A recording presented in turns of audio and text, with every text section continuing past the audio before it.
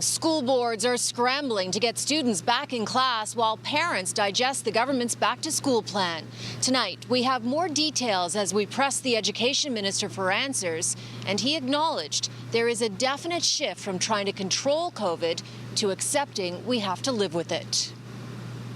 When the Ministry of Health, the Chief Medical Officer of Health, announced the change in case and contact management and testing, it was designed based on that new reality of Omicron, how it's changed the world. But a backlash is growing against the government's back-to-school plan that will only sound alarms once 30% of staff and students are homesick or in isolation.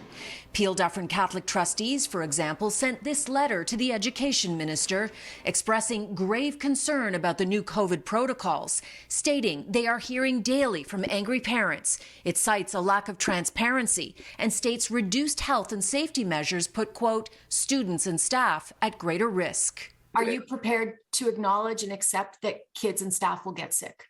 Omicron will likely be in the schools and within the schools, and people will be getting sick.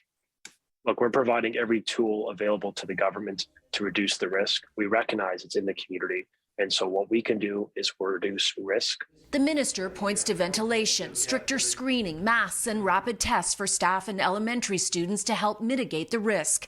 The science table supports sending students back to class, saying it's better for their mental health, and families should also mitigate their own risk. Meaning we need to make sure that we as parents have had 3 doses of a COVID-19 vaccine. The education minister promises the provincial website will begin to reflect school closures and the daily rate of staff and students who are homesick, school by school.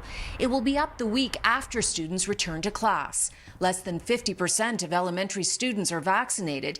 And here's a point made by the Chief Medical Officer of Health today when asked why vaccines aren't mandatory for students. This is what he had to say. It has never been a mandatory vaccination policy. It is a mandatory reporting of your vaccination status. That is taking many by surprise. Here is the Ontario website. Parents must get an exemption if their children are not vaccinated, or it says it is the law. The Chief Medical Officer of Health made a couple of other key points today, and he can't guarantee the province will begin lifting restrictions on the 26th. And when they do, he says it will be done gradually. And there should be more clarity next week on whether Ontario is potentially nearing a peak.